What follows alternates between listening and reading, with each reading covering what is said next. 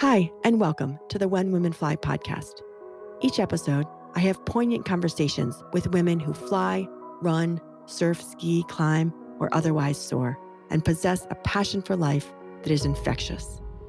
These are honest and insightful conversations about dreams and reinvention, often in the face of uncertainty, doubt, or other impediments.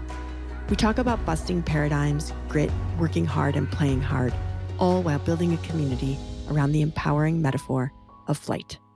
I am your host, Sylvia Winter, a pilot, runner, mother, skier, list maker, and apparently podcaster. I believe that when we share our stories, own our fears, and dismantle our perceived limitations, the possibilities are boundless. Whether you're pursuing your passion or simply love the idea of possibility and wonder, this podcast is for you. Thank you so much for joining me today. Let's get started. My guest today is Leighan Falley. Leanne works as a professional glacier pilot out of Talkeetna, Alaska, where she flies among the continent's tallest mountains.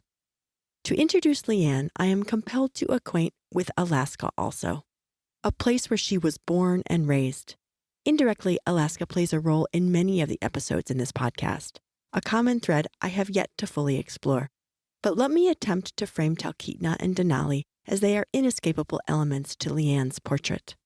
The sheer vastness of the mountain ranges surrounding Denali National Park in Alaska itself is unimaginably grand. And from an aerial perspective, mountains or tundra extend all the way in the horizon. Denali, the native name for the high one, is extraordinary. It rises emphatically above the surrounding mountain ridges and crags, its volume something captivating and beguiling. To some, it is foreboding, to others, an invitation, and to Leanne, it is both and home. The mountain is not accessible other than via plane or helicopter, and this is a role that Leanne has come to treasure, although initially it was simply a safer option and a more reliable plan to combine with marriage and motherhood.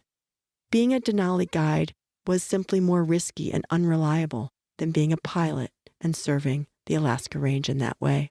Our conversation at times seemed to lack the language to meet the poetry of life, but we do our best. Leanne shares her lens on living in Alaska, learning to have an intuitive read on climate, experiencing weather traps, and her attachment to the furrowed and unpolished reality of living there. The lure of the massive mountains of the Alaska Range, endless glaciers, and the monumental Denali play a big role in her life. As on the mountains, so in this pilot, mother, artist, and writer, there exists a freedom from mandates, a call to connect with something soulful, spiritual, and just frankly untamed. Leanne is the first to point out that there are a handful of badass lady backcountry pilots in Talkeetna who fly skiers, climbers, flight seers, and flight students around the vast and open expanse of the Alaskan wilderness. Leanne says that the fact that inspiring women gravitate here should be no surprise at all. I stand on the shoulders of giants, she says to me in a separate conversation. This episode with Leanne gives a chance to reflect. Kids in Alaska don't know they're growing up in the last frontier. But for every little boy with airplane trinkets or toy trikes, there is a girl running down a driveway determined, if she can just run fast enough, that her paper wings will take flight. For every engineer with a mind that works like a mechanical system, there is a creative with a mind like a lark. And each come to flight differently, and each come to fly the same sky. Enjoy this conversation with Leighan Falley. Hi, Leanne. I'm so excited to connect with you today. I'm excited to connect with you as well. This will be great. So perhaps we can start with your early influences, sort of a below the surface understanding of how you grew up and what happened early in your years to shape what shows up in your life now. I feel like the landscape, which was interior Alaska, that I grew up in really shaped me more than pretty much anything. My parents were really busy, and so I spent a heck of a lot more time in the woods than I did socializing with other kids or interacting with humans, I guess. Another Alaskan born and I were really talking about how Alaska really shapes the kids that are born there, I feel like. Yeah, I think it's really interesting, and I like to ask and sort of dig under the surface layer about how we grow up because I do think that the what we run towards and what we run from, what inspires us, what challenges us in those early years does shape what we take into our passions and our pursuits later on. So I think for you growing up there in the real wilderness and having that be this awesome backdrop to your life must have had a big influence. It did, yeah. I mean, it's just to describe Fairbanks, Alaska, it's like same latitude as Siberia, so super cold climate and rolling hills filled with gold deposits, and then millions of acres of swamp. But on the horizon, at the end of those millions of acres of swamp, rose these enormous opalescent ice mountains of the Alaska Range. So it was just this amazing backdrop to dream on. And there's this sort of sense of brute honesty living out there too, isn't there? Just the lifestyle, fairly simple, rugged, and there have to be lessons in that as well. Oh, for sure. But honestly, I grew up on the road system. So I grew up north of Fairbanks and we were on the road system. So we're actually kind of like city people by Alaska standards, but we were still off the grid and there was exactly zero kids many miles from us and couldn't see any other houses around. Yeah, Alaska's full of independent people and they just kind of rub off on you, I guess. Yeah. So how did you spend your time? What were some of your early influences and inspirations? I knew from pretty much the day I was born that I just wanted to be up in the sky. I was always called by it, whether that was tree climbing, mountain climbing, flying, dreaming about flying. When I was pretty young, my dad taught me a little bit about aerodynamics and made me this set of bird wings. And he told me if I ran fast enough down the driveway, that eventually I would lift off. And then so I did that a bunch and I never lifted off. And he said, well, you just didn't run fast enough. So that was an early attempt at flight. And he's a pilot. He is. I remember fully believing that I was going to lift off Uh-huh. with Yeah. strapping those bird wings on. And like, I really believed in it. You had to get fast enough. Yeah. It probably kept you busy for many, many hours out there. It did. Yeah. And so did you fly with your dad as a kid? Ironically enough, no. So Alaska was a really blessed place in the 80s. And anyone who can tell you as a kid in the 80s will tell you the same thing. Like no one had any money. And we did own a Piper Super Cub. My dad bought it for $7,400 in Moscow, Idaho in 1974, I believe. So before I was born. But then in order to make ends meet, he had to sell the plane when I was quite young. So some of my earliest memories are of riding in the back of the Super Cub, but it was lost from our family for a good, 25 years. And then a whole nother story, but found the pieces and parts in a hangar in Oregon, had it rebuilt.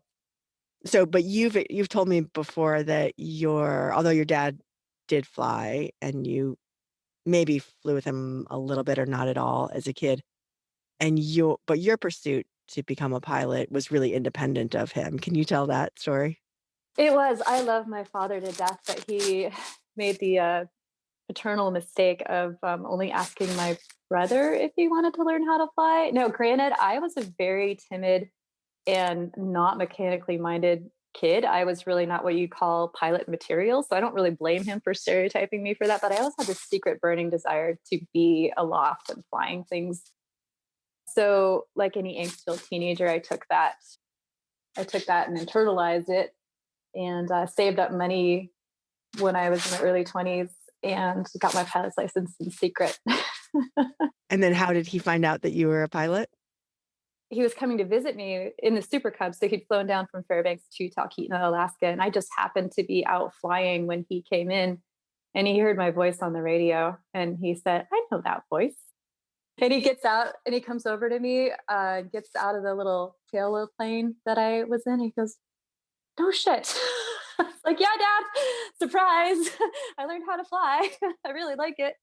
Oh, that's a really funny classic moment. Yeah. And so the mountains clearly pulled you. We sort of jumped ahead to the flying part, but I would love to also talk about your years working in Denali and what drew you there and what some of those early experiences were being a guide out there in the big mountains. So I was an expedition climbing guide on Denali for almost a decade for the Alaskan Mountaineering School, and I got the idea to climb mountains from both of my parents, who are both Rainier guides, back before the guide service was even called Rainier Mountaineering Incorporated. It was something else before then when they started. And that's how they met. I met on Rainier. I think it was really cool. So they had always instilled a love of mountains and adventure in me since I was a little, just by having had that history. It's not necessarily that we ever climbed a lot of mountains together because we were all so busy. But just the fact that they had done that, was really inspiring. My mom had this really sublime love of wilderness and mountains, and she certainly passed that along. I did a bunch of personal climbing, and then I got hired on as a guide, and then I was also a private pilot, but I rode in these really cool ski planes to get back and forth from base camp to Talkeet, and that's how I got the idea to be a glacier pilot. So you worked out on the mountain guiding and you had when was it that you first had your summit attempt? I was actually a student on a infamous Knowles course back in 2002, I believe it was, where we all almost lost our lives on the Muldrow Glacier at high camp due to a really fierce storm, and it's gone down in Knowles history as being a really intense experience. And so that was my first Denali climb. I was 19. So I was basically just being guided up the mountain at that point. I wanted to go back because I figured, well, we already got that out of the way. It can't get any worse than that. Any expedition is going to be easier than that. So why not go back to it? Hmm. And what were some of the events that happened during that trip? Oh my gosh, this is a great story. I'll try and condense it though. There's this legend of the White Wind of Denali, which is this legendary, like murderous wind that occurs between the twin turbicles of the summit. There's two summits, and they kind of act as a venturi for the weather, especially when it comes from the southwest, which it often does. And so there's this theory that it maybe funnels the wind through and blows down the north side in a very intense way.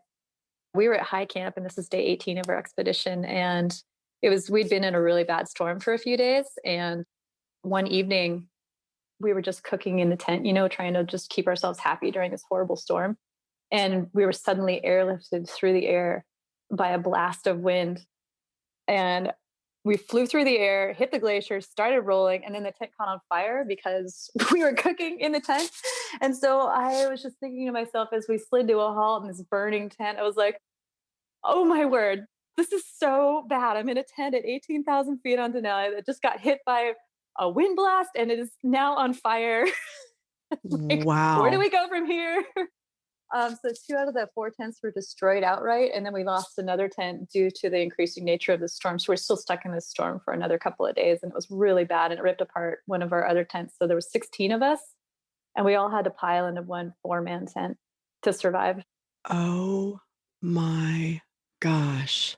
I know, it's a crazy story. Well, I'm glad I would never want to go through that again, but I'm glad I've had that life experience because every other expedition seemed easier after that. Wow, seriously. Well, you must have been frigid and you probably lost supplies and We did, yeah. Yeah, we were able to get resupplied after the storm broke by the Park Service's rescue helicopter, but we were really thin on a lot of different things, including food. wow. So we were all kind of fighting for our lives for a few days there. So it definitely instilled in you a determination to just go back though. It wasn't discouraging for you. And in fact, it seems like sort of the opposite. It was actually empowering Yeah. to know that I could go through that. And come out the other side. And there was no loss of life. No, all of us came, fairly. I don't want to be dramatic, but it could have easily been a big accident on Denali, but it wasn't. Yeah. Thank goodness. Yeah. Well, that blast of air and that energy up there, it makes me also just want to ask you about sort of the more spiritual aspects of being in the mountains and what that means to you. I think that there's no denying when you live that closely with such an incredible dynamic landscape and landform, if you just speaking of that mountain specifically. Yeah, well, Denali, you can ask anyone around; they'll tell you I have a really like deep, passionate spiritual connection to the Alaska Range specifically. And so I've been fortunate to travel to almost all the Great Ranges on the continents, and the Alaska Range is my favorite I know I'm biased, but it's just so, it's such an expression of hostile beauty. And it's just this very like Denali is the polarizing zenith feature of it too. And so you have this centerpiece of Denali, and then you have all these beautiful like mountains that are surrounding it that in any other national park would be the centerpiece of that national park. But they're just these little, like satellites of Denali. And so it's just this like really amazing natural expression of this just magnificent, fierce beauty. And it's just everything that I love in the world, really. Yeah, it's sort of unforgiving and inviting at the same time, but you really have to be you have to have what it takes to be prepared and also be adaptive when you're out there, don't you? Yeah, for certain. Yeah, you're very vulnerable on the Alaska Range. Yeah. So you had a pivot where you shifted from the guide to the pilot, and that also coincided with motherhood. Can you talk about that and what your thought process was behind that? Yeah. So, no one ever wants to become an old mountain. Well, I shouldn't say that. Being a mountain guide is not a career that you want to be doing when your body is hurting you. It's not really a lifetime career, although some people do make a lifetime career out of it. Certainly not Denali guiding, though. That's pretty brutal. It's expedition guiding. It's really cold. It's really hard on you physically, and it's really hard on you emotionally, actually. It's not sustainable. And so I always knew that I wanted to be a commercial pilot. I just thought that would be a great plan B. And it would be, people laugh when I say this, but like flying single engine airplanes over the jagged mountains of the Alaska Range is way safer than being a mountain guide. And I knew that I wanted to have a family. A lot of friends in alpinism and stuff chose not to have families, but I knew that's what I wanted to do, and I thought that would be a responsible way to be a mother and still have a career that would sustain my spiritual need to be in the Alaska Range. Hmm. And then what has it become? More than that? About what you expected? It's become my identity all of a sudden. Like climbing was my and art were my identities, and I never sought to be a pilot. I never sought to be like a notorious pilot either. But it just has, become everything in my life, minus, outside of my family. And I just love it. It was the best accidental career ever. I think when you just keep doing what you love and then it sort of becomes something and noteworthy. And that I think the evidence is in your passion and the beauty that you're seeking is also reflected in the beauty that you create through your art. I feel like I get to fly through my paintings every day. Oh my gosh, that's so beautiful. Yeah.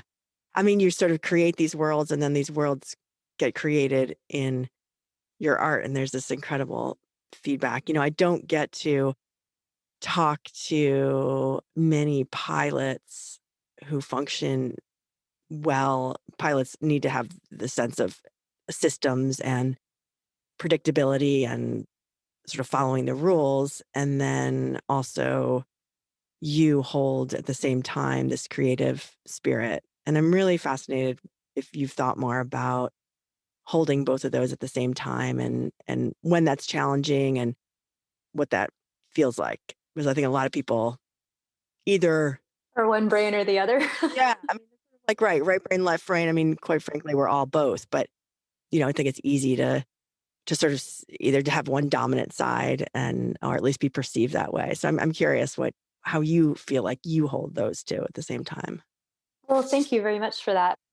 I have learned to compartmentalize myself. So the artist in me is very different than the pilot in me. So I call it like the PIC and then the artist. And so, impulsivity is one of the five hazardous attitudes to aviation as identified by the FAA. But impulsivity is at the heart of making art, right? So these things are not great cross training for each other. So I was born an artist, just kind of this free flowing, like not matrix based decision making. But I've learned to engineer kind of like a very structured, what I call the pilot in command inside of myself. And that has happened through flight training, just deciding that I needed to, create this person inside of myself. Does that make any sense? It totally does. Yeah, it totally does. And you know what? If there isn't language to describe it, that's okay too, quite frankly, because I think we can try to describe what that is to both have an intuitive sense and then have the sort of systematic part of our brain work together and yeah, sometimes compartmentalize. But then I would also ask whether being a pilot actually does have a lot of intuition. No, you don't want to be totally unreasonable and rash and spontaneous in a way that's destructive, which when you're doing art, the stakes are pretty low, right?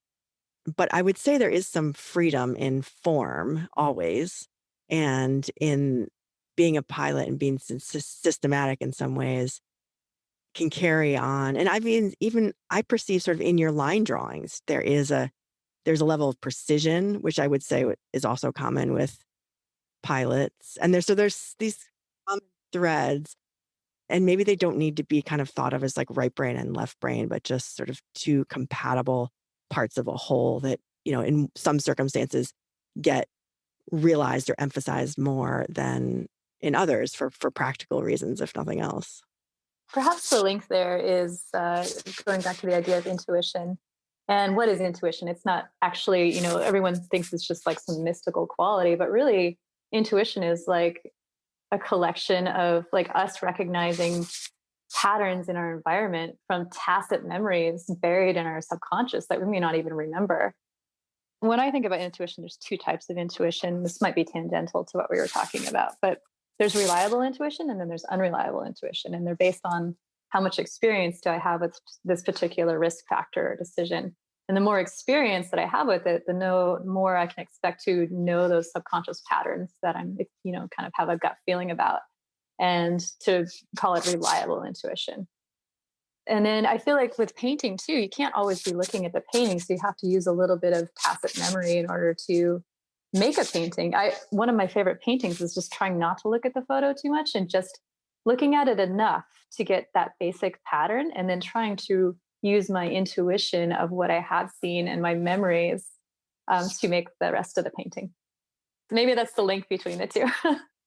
Yeah, maybe it is. Maybe it is. I think there's something, well, it's yours. And I think there's something really beautiful and unique about that. I'd love to pivot slightly and talk about being a female pilot and if that matters to you, the attention that you get for being female. Also, the article that you've written, a blog, actually, I probably think it was for AOPA, the things people say to a female pilot. So just this whole sort of topic of being female, being a pilot, some of the opportunities there, some of the friction, and how you sort of are settling with that. Yeah, that's a tricky one. I really struggle with like thinking that yes, I get more notoriety. Let's just be clear, I'm just a run of the mill glacier pilot, and there's a fair amount of us here. But I get more notoriety for being female, and I struggle with that, and I struggled with it initially a lot. But then I decided to embrace it and just use it to, get more visibility for women being in the cockpit, because only we all know that only 6% of the world's pilots are female. I don't understand why, because it's a great job. And I feel like if more women knew about it, they'd have access to this really nice job that I have as well. And so I've decided to embrace the notoriety as much as I can, to use it as a voice for the things that I care about. And one of those is empowering women, which I think is going to be like a really big topic now that a lot of women have left the workforce to stay home for COVID reasons, and I think that's going to be this increasingly important subject as we go on in the new history or near future. Sorry.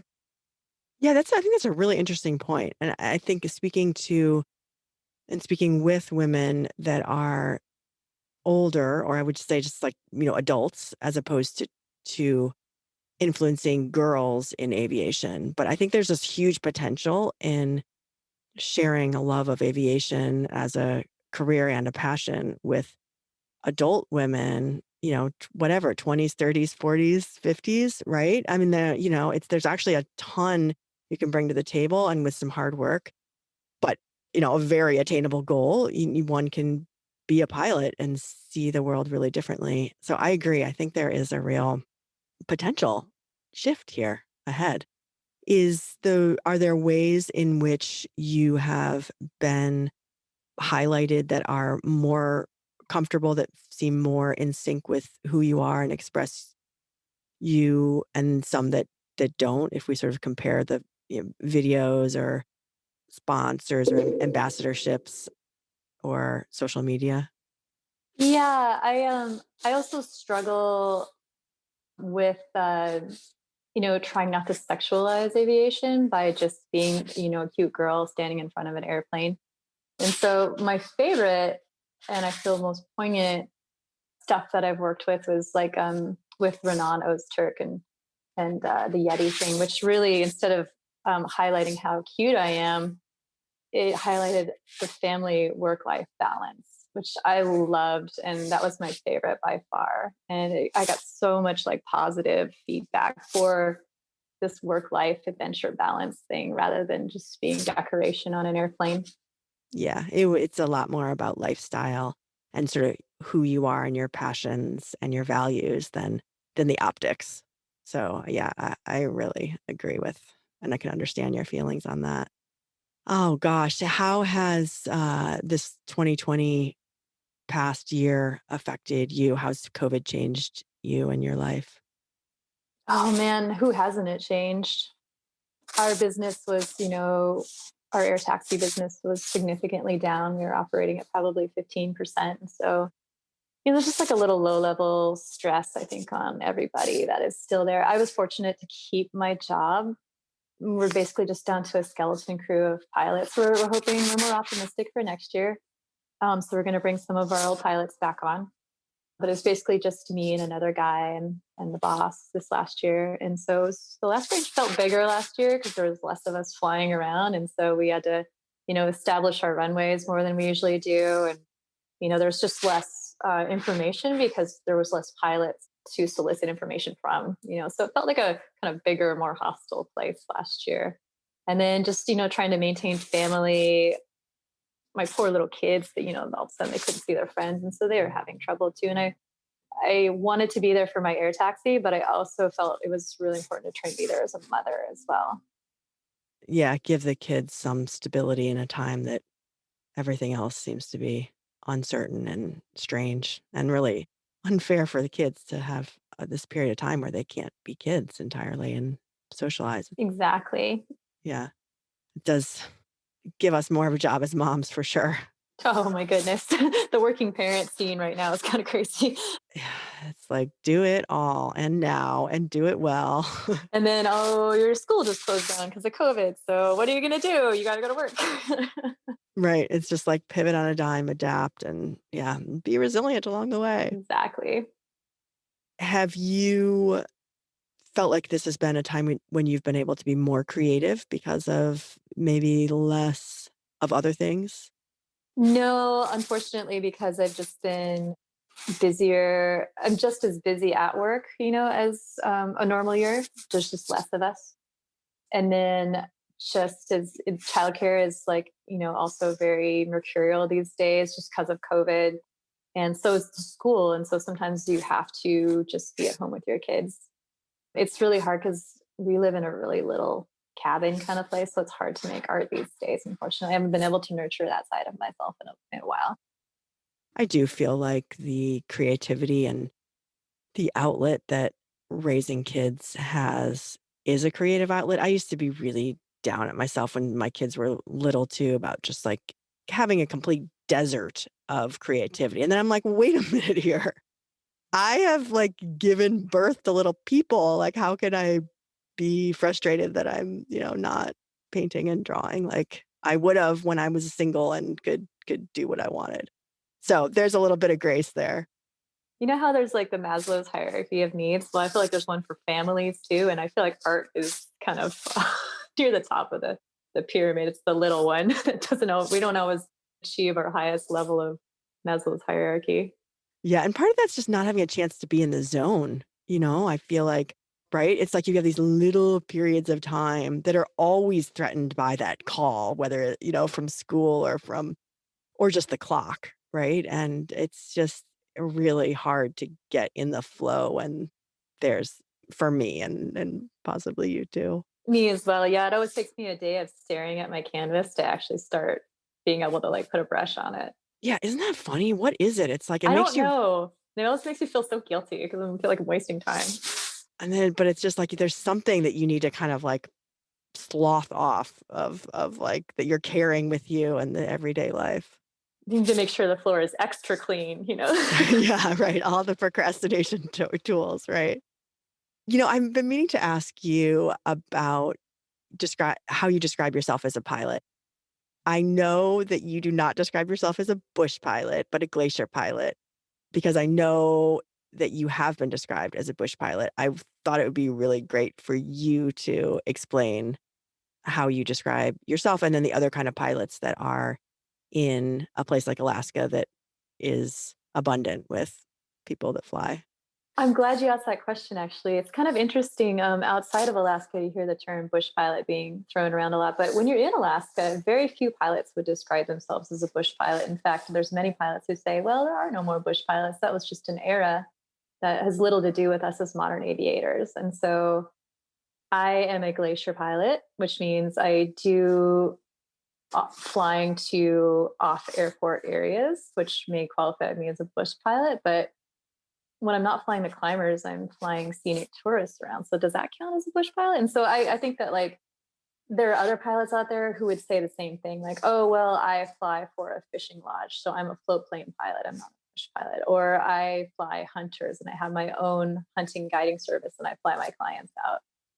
They call them drivers actually. So you're a super cub driver, or I'm an otter driver, or a beaver driver, or it's kind of like a cool thing to say in Alaska. Instead of saying you're a flyer, you're a driver. And so when we're hiring pilots, we're saying we're hiring drivers.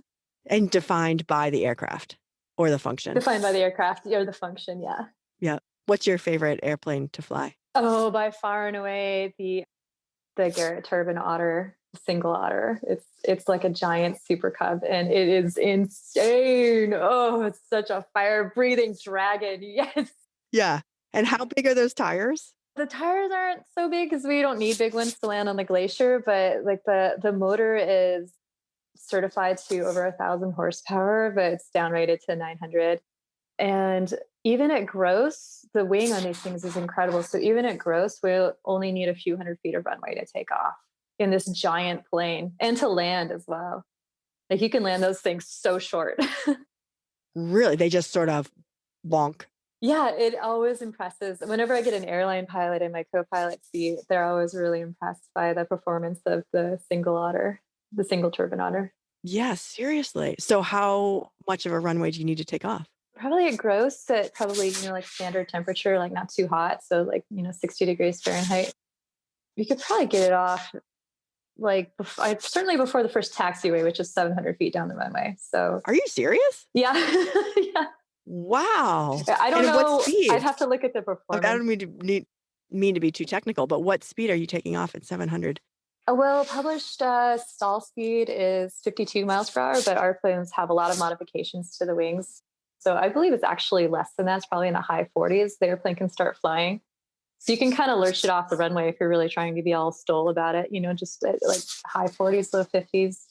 But then you don't want to leave ground effect for a little bit, but Cool. So you're sort of this flying tank in a way for a little bit. yeah, and they can go pretty fast actually for a bush plane. So VMO or max operating speed is 144 miles per hour, which is slow for like if you compare it to like a Cessna Caravan, which is a similar size, but it's pretty fast for a plane that can land at like 50 miles per hour. Yeah, seriously. And explain what you actually define as a runway, just to be clear for the audience. So a runway would be, well, sort of an established, like our state airport, of course, would be a runway, but a runway would be like any fairly established gravel surface.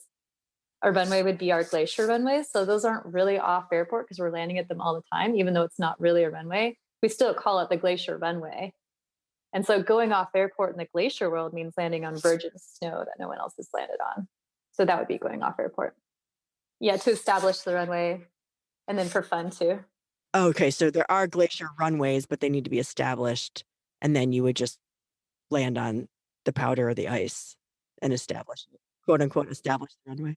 Yeah, so usually you're just going into some pretty deep powder to initially establish a runway. It depends on the time of years, but time of year, sorry, but typically in like the spring is when we start putting in our more popular glacier runways, and then they'll stay pretty packed throughout the year because they get enough use. But we do a lot of our own fun flying, so we're going to places where maybe no one's even ever gone before. Sometimes, mostly, they're places people have gone to before, but maybe not that year. So you're the first person to land for a couple of years. How do you determine the snowpack? You can run your skis on it sometimes, but a lot of the glaciers are one-way strips. And so, like if you have a knoll you can land on, you can run your skis along it and get a feel for it, or a long frozen lake. But a lot of times you don't have that option and you just have to go for it and get stuck. I was going to say, so tell me about getting stuck. Oh boy, I have gotten stuck so bad. And it's just part of the deal, like when you're putting in a runway, like you just kind of, there's certain like snow phenomena that that you might get stuck. Like the best time to put in a runway is if it hasn't snowed for like a week or more, because then the snow had time to settle out. But sometimes you don't have that option, or you just want to go skiing. And so sometimes you just kind of have to go for it. So it's easier if you have a known altitude. It's way easier. So you just basically set up level flight at a given altitude, and eventually you can't tell oftentimes where the mountain is, especially if it's shady. So you just have to set up level flight with a known altitude, and eventually the plane will touch the mountain. And then the exciting part is when you actually slow down, what we call it, coming off of snow step. So there's water step. So when you come off of snow step and settle into the snow is when you find out whether you're going to get stuck or not. And pretty quickly, you're like, oh, we're stuck. Yeah. Oh, we're stuck. Yeah. I've definitely had a lot of days where I went to go backcountry skiing, and instead we just dug the plane out all day long. So you just get your shovels out and you're like, okay, this is what we're doing today. We're not going otter skiing. Yeah. I have gotten the otter stuck before too. That's a little more challenging. And it wouldn't make sense for anyone to come bail you out, because then you have two No. Oh goodness. No. So it's just you and your shovel. And hopefully whoever you took in there too to help you out. Hopefully they're not just eating bonbons watching you shovel. It's not super, the otter doesn't get stuck too often. I definitely get my personal plane stuck all the time. Yeah. Do you? And tell me what you do for personal flying. I have this little underpowered Piper Pacer converted to a tailwheel, and she's not that great of a bush plane, but it's all I can afford, So we get stuck a lot in the snow, and so we go backcountry skiing with it, because you can't really access the mountains any other way around here. So put skis in the plane and then land on the glacier and go backcountry skiing for the day, and then fly back home. And then in the summertime, it's on tundra tires. So I take my family camping with it up on tundra ridges and picnicking and wildflower hiking and stuff. So that's when you have the big tires. That's when I have the big tires, is in the summer. And it's sitting outside right now on straight skis right now. Okay, so you have it on skis for the winter pretty much, and it just lands on wherever you want to go. And do you have some places you just go back to that you love? Yeah, right now it's kind of a low angle light time of year. So still, kind of early February. And so basically going to glaciers that have sun on them right now. The ones that I fly into for work are shady for many months out of the year. And so when I'm flying onto the glaciers for work, I'm flying into shady glaciers, which isn't ideal, but they're pretty well marked. But the sunny glaciers is where we're aiming for to go backcountry skiing. And there's kind of a limited number of those right now. So you're going back to some of the same spots. And why is that better for the skiing or better for the landing? The landing and the skiing. Yeah. It's really important for the landing. Shady, unmarked glaciers are really, really difficult to land on. Yeah. And why is that you do those more for work?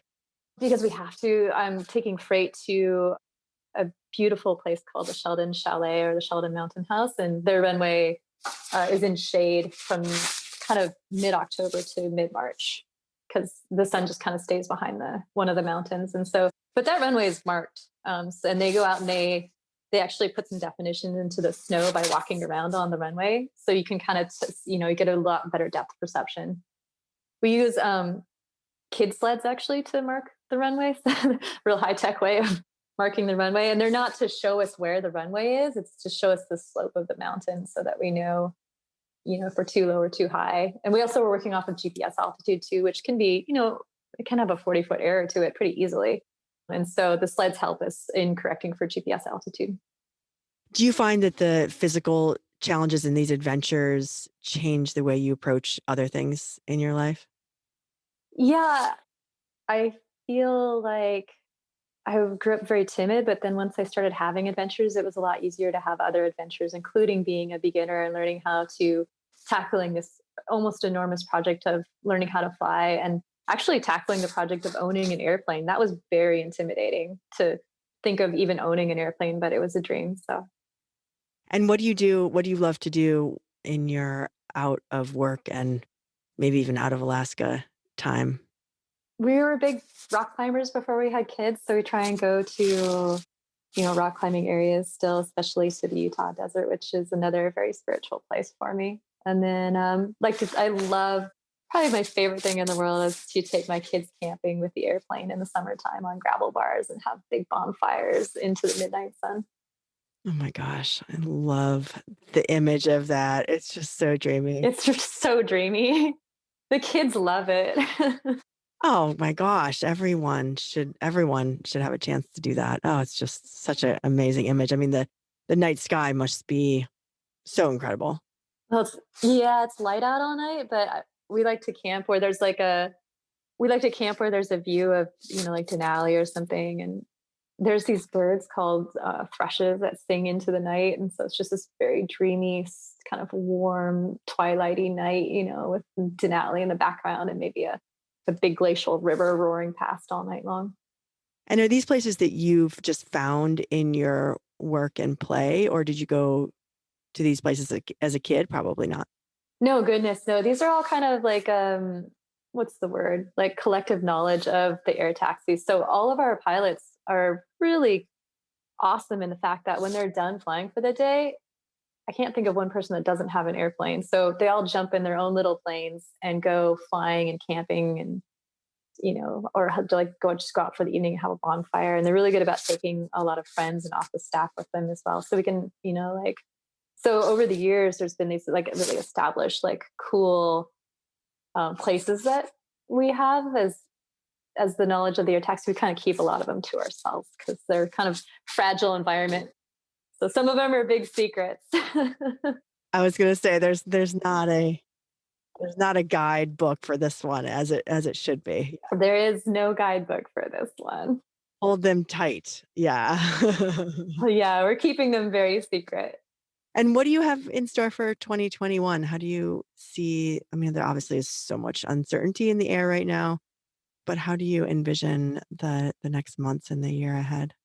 I feel like COVID really highlighted what I have to be thankful for in my life, including my job and this like really amazing lifestyle that I get to live, and how unfortunate some other people are in the world. And so it just, to me, like what I was doing felt great, but also very hedonistic. And so I'd love to give back to 2021 in some way. And so the way I'm doing that right now is like refreshing my knowledge as a CFI, and I'd like to start teaching again people for free, just teaching like locals and stuff, like people who have always wanted to learn how to fly but maybe don't have the money. That's, that'd be a good, maybe a nice way to give back. Do you have anything that you have read or that has influenced you recently? Yes, there's this book on tape by Dan Rather called What Unites Us. And I believe it was written very recently. Correct me if I'm wrong. But it really was kind of in a response to the division that's happened in our nation. And he just does this amazing job of saying, how relating through anecdotal events in his life and experience he's had as a journalist, the how like diversity and the dissenting voice is what he calls it actually strengthens us as a collective thought, as a nation. How like we might not necessarily agree with the voice that doesn't agree with everyone else, but it's valuable to have that, because in some kind of way we kind of crowdsource the greatest strengths we have as humans, just by having so much diversity in our nation. We're one of the most diverse nations in the world, is something I read in The Lonely Planet. And I think that has lent us a lot of strength. That was really poignant to me, that like, that's a reason to keep fighting for diversity in a lot of different things. Yeah, and keep maybe leaning into those difficult conversations that you know are going to bring out really different opinions that are hard to hold at the same time. And to not live, yes, and also not to live in an echo chamber, to, like inquire of someone who has very different beliefs than you, discuss them with that person, or read media that you don't agree with, just to see what they're saying. Just so you can't just live in an echo chamber. I think that just creates this like nationalist, isolationist kind of thing. Yeah, and it's, I think the last couple of years have given people a lot of reason to go into that echo chamber because everything's been so intense, but hopefully we can just all take a breath and kind of come together. Yeah, I think that we would live in a much more free, open, comfortable society if we could get past all that. Yeah, totally agree. How do you navigate social media? It's kind of a double-edged sword for me because it is a really easy way to make my points known, or just showcase myself, but sometimes I feel like that's all I'm doing with it, is showcasing myself, and it doesn't really have like a greater point to it. And so I kind of go back and forth with thinking, oh, I'm just promoting myself, and like, oh no, visibility of a female flying off airport is good, because then it shows other women that it's not just a boys world, because it's very much a very male dominated activity, is flying off airport. Mhm. And by off airport, I mean like, just flying into like tundra ridges, or beaches, or gravel bars, or fields, like that. Yeah, so you see social media as a platform to show that a woman is doing this, a female is doing this, and in a way that could amplify your voice and the fact that there are other people doing it and could do it. Yeah, I see that's the good side of it, and the bad side of it is it's just like, self promotion sometimes when it comes down to it. Yeah, it's a balance, and I can hear you being self-critical about it, but I think it's so real, right? We're all trying to figure out how to allow ourselves to be in charge of the social media and not have it strangle us or dictate us or make us all sort of part of the consumer web. It's tricky. Yeah, it is tricky. It's a tricky road to navigate for sure. It's been overwhelmingly positive, though. I've, how among men too. Like, there's a lot of men that said, and very genuinely, not just because I'm a girl, that I inspired them to want to visit Alaska and fly up here, or et cetera, et cetera. So it's been great, uh, for across the board for that. Yeah, I think a lot of people don't get out certainly to places like the wilderness and the Talkeetnas and the Alaska range, and for you to give the world insights into the incredible landscape. I mean, I can understand you don't want to share your secrets, and you won't, and you shouldn't. I think there are a lot of steps to just before people are even thinking about sort of intruding that is just really great for people to see this incredible wilderness, and that it's out there, and it's really impactful if anyone does ever get there. So we probably need to wrap up a little bit. I'd love to share with the audience ways that we can follow you or things that you're interested in. Do you mind sharing any of that with our listeners? My Instagram is where I like to put up a lot of my art and my attempts at aviation maintenance, and my work and play flying and family. Well, I keep my family out of it actually. So that's just my name, Leanne Falley, and or at Leanne Falley. I've written a few articles for AOPA. I'd like to write more if they'll let me. And so a simple Google search of my name will bring all those articles up. I just want to say I have no formal training as a writer, but I had a great time writing them. And I'd like to do more when I get some time. Yeah, I will also put links to those in the show notes because I think they're actually really well written, a little cheeky, and just fun to read, and certainly a different perspective out there. There aren't too many other women from Alaska writing for AOPA. So thank you for doing that. Thank you for reading them. So this podcast is at its core a celebration of the spirit of taking on challenges and reaching beyond perceived limitations. In your pursuit of your passion, do you have any advice that you were given when you were younger or advice you would give your younger self that you could pass on? Yes. And I would just say never be afraid to be a beginner. And sometimes you have to be one over and over and over again. And it can seem humiliating, but that's just never be afraid to be a learner and to be bad at something. And then just to be tenacious too. And don't let anyone tell you what you can't do. I love it. Be tenacious, tenacity, right? Tenacity and just going at it and being a beginner, right? If you're never a beginner, you can't begin anything. And you don't have to have a lot of money. There are ways to finance your flight training. Like I cobble together, I'm the Part 61 poster girl, but I cobbled together my flight training. I'm not saying anyone should do this, but it's not impossible if you don't have a lot of money. You can. And you can own an airplane too and not have a lot of money too. There are ways. You can stitch it together. When there's a will, there's a You way. can stitch it together. You can have kids and an airplane, but no other money for anything else. There have to be some compromises. No Hawaii vacations. Oh gosh, this has been so fun, Leanne. I love creating space for women to tell stories, and you're so unique. So thank you so much for sharing so much of you and inspiring those of us who don't live in the Alaska range or have it in our backyard. We can appreciate the grandeur through you. So thank you. I'm humbled and honored. I'm humbled and honored to be a part of this, and thank you so much. Thank you for listening to the When Women Fly podcast. My hope is that you leave this conversation with a sense of curiosity and empowerment to hold on to what is important and let go to what weighs you down. Stare fear in the face. If you like this episode of the When Women Fly podcast, be sure to share and subscribe and let us know what you think. We love feedback. Be brave, be bold, and fly. See you next time.